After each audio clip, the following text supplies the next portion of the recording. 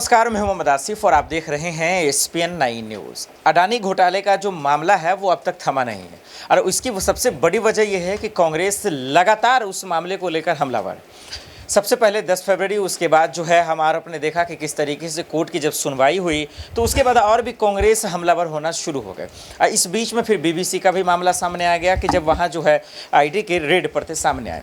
अब कांग्रेस का सवाल ये है कि कोर्ट का क्या फैसला आएगा नहीं आएगा वो तो बात की बात है। कम से कम मोदी सरकार इतना तो कर दे कि जब जेपीसी की मांग नहीं कर सकती तो कम से कम जो है हिडन वर्क पे ही जांच कर ले। अब ये समझते हैं कि आखिर कोर्ट में क्या होगा नहीं होगा, लेकिन क्या इस मांग पे क्या मोदी सरकार वाकई में सहमति जताएगी, ये बड़ा सवाल है। कपिल से ही शुरुआत कर रहा हूँ। कपिल इस वक्त मेरे साथ मौजूद है। कपिल, अब तक जो अडानी मामले पे हुआ है उसको आप कैसे देख रहे हैं और साथ ही साथ क्या वाकई में इस मसले का कोई निष्कर्ष निकलेगा?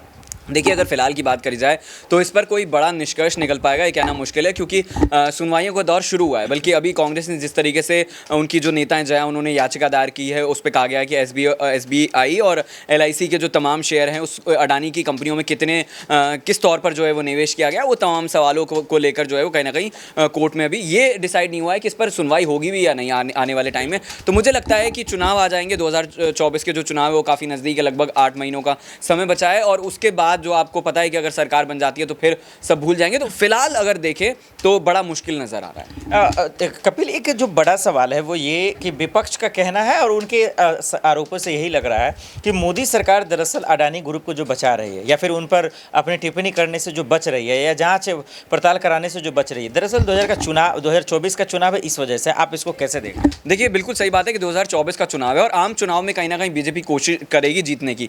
तीसरी बार अगर लगातार जीतती है तो फिर मोदी सरकार जो है वो अपना जो 56 इंच का सीना है उसको और चौड़ा करके बताएगी कि देखिए हमने जो तीसरी बार जीत है वो हासिल करी है। तो यहाँ पर हम जिस तरीके से लगातार देख रहे हैं, कहीं ना कहीं बीजेपी साफ तौर पर अडानी को बचाने का काम करे। हालांकि इसके पीछे तर्क ये दिए जा सकते हैं कि वो बिजनेसमैन है, देश की इकोनॉमी चलाने में कहीं ना कहीं हेल्पफुल हैं, टैक्सेस बड़े तौर पर देखते हैं, ये तमाम बातें हो सकती हैं।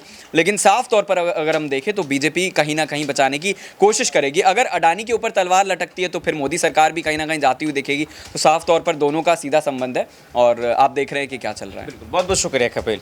वाकई में अगर 2024 में भी मोदी सरकार की जीत होती है तो बिल्कुल सही कहा कपिल ने कि फिलहाल तो 56 इंच का सीना कहे जाने वाले मोदी जी कहला रहे हैं। मुझे लगता है फिर उसके बाद 86 इंच के न हो जाए।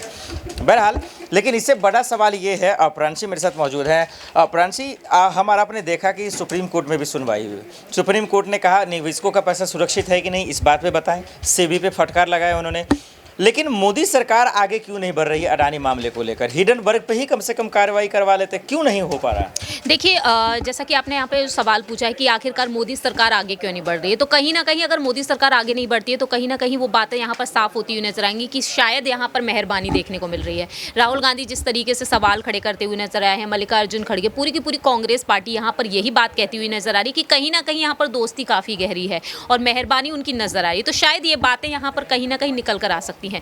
दूसरी तरफ हमेशा ही मोदी सरकार पर यही निशाना रहा है कि सीबीआई और ईडी की छापेमारी यहाँ पर देखने को मिलती है। लेकिन गौतम अडानी के मामले में यहाँ पर आखिरकार पहल क्यों नहीं देखने को मिल रही है? तो मुझे लगता है कि यहाँ पर मोदी सरकार बढ़ेगी, लेकिन वक्त के साथ साथ ही हमें वो शायद चीज़ें देखने को मिलेंगी। लेकिन 2024 में जो लोकसभा चुनाव होंगे उनको लेकर यहाँ पर विशेष रणनीतियाँ इस वक्त बन रही हैं। अच्छा, एक सवाल ये भी है कि कांग्रेस के वक्त जब जेपीसी की मांग हुई तो 3 बार उनकी सरकार गिर गई थी।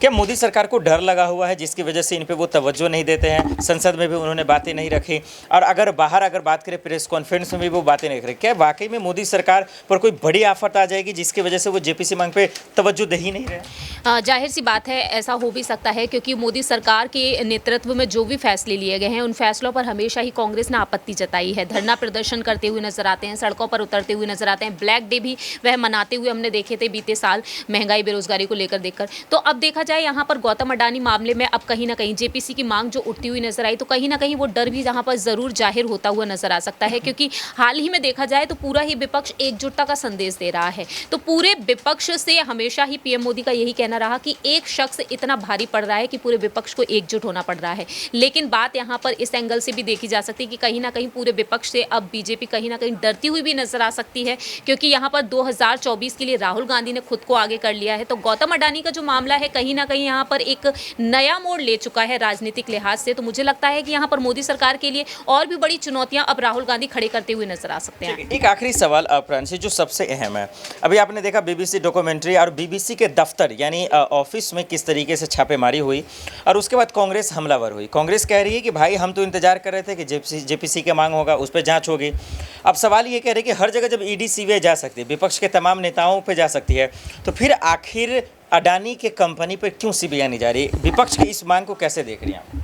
देखिए, विपक्ष की मांग जिस तरीके से बातें रखी गई हैं, तो विपक्ष का हमेशा ही ये कहना रहा है कि मोदी सरकार के नेतृत्व में सीबीआई और ईडी की छापेमारी देखने को मिलती है। तो विपक्ष हमेशा यही कहता हुआ नजर आया है कि कहीं ना कहीं बीजेपी के इशारे पर यहाँ पर ये दोनों ही टीमें चलती हुई नजर आती हैं। तो लेकिन गौतम अडानी के मामले में इन टीमों का ना पहुँचना, ये सवाल लंबे समय से लोगों के मन में उठ ही रहा है। तो अब देखा जाए कहीं ना कहीं अगर वाकई में नहीं पहुँचते, जैसा कि मैंने आपको पहले सवाल में ही आपको बताया कि वक्त के साथ साथ हमें चीज़ें देखने को मिलेंगी कि शायद यहाँ पर मोदी सरकार एक एक्शन लेती हुई नजर आए। अभी तो मोदी सरकार यहाँ पर कहीं ना कहीं चुप्पी साधी हुई नजर आई है, लेकिन हाल ही में जो स्मृति ईरानी यहाँ पर अपनी बातें रखते हुई नजर आई है, तो कहीं ना कहीं उनके बयान से भी अब कांग्रेस एक तरीके से देखा जाए अब यहाँ पर और भी ज्यादा बयानबाजी करती हुई नजर आएगी, क्योंकि स्मृति ईरानी हमेशा ही कांग्रेस के निशाने पर रहती। तो मुझे लगता है कि यहाँ पर पीएम मोदी नहीं, लेकिन स्मृति ईरानी जरूर अब मोर्चा खोलती हुई दिखाई दे सकती है। बहुत बहुत शुक्रिया प्रांशी। अब देखिए 2-3 अहम सवाल हैं और वो देखिए लाजमी भी हैं कि हिडन वर्ग रिपोर्ट जो या तो सही है या गलत है, और गलत है तो फिर आखिर अडानी पे इतनी बर्बादी कैसे हुई, उनकी कंपनियों की बर्बादी कैसे हुई। सवाल ये भी है कि आखिर ये राष्ट्रीय सुरक्षा को लेकर सवाल है, इसके बावजूद मोदी सरकार की तमाम एजेंसियां चुप क्यों हैं? कम से कम हिडन वर्क पे ही कार्रवाई कर ले। तो देखिए विपक्ष है, उनका काम है सवाल उठाना, विपक्ष है, उनका काम है आरोप लगाना, लेकिन जो कम से कम मूल सवाल है उस पर तो जिम्मेदारी है खास करके केंद्र सरकार की एजेंसी को कम से कम उस पर कार्रवाई करे, क्योंकि पिछले 8 सालों से हमारा आप तो देख ही रहे हैं कि एजेंसियाँ कैसे काम कर रही हैं। तो उनको अगर मोदी सरकार की टीम या फिर उनके नेता सांसद नहीं दिखाई दे रहे हैं, कम से कम हिडन वर्क तो दिखाई देता होगा, उस पर ही आप कार्रवाई कर लीजिए। बहरहाल मामला कोर्ट में है, अब देखना पड़ेगा मोदी सरकार जांच पड़ताल करवाती है कि नहीं, उम्मीद तो नहीं है। वैसे अब कोर्ट में मामला चल रहा है, कोर्ट में पहले आया था, कोर्ट ने साफ शब्दों में कहा था कि निवेशकों को लेकर उनका पैसा सुरक्षित है या नहीं। फिर उसके बाद दूसरी बात जब आया तो कहा कि कमेटी बना दिए जाएंगे और आज सुनवाई होने वाले थे, लेकिन अब तक फिलहाल हुआ नहीं है।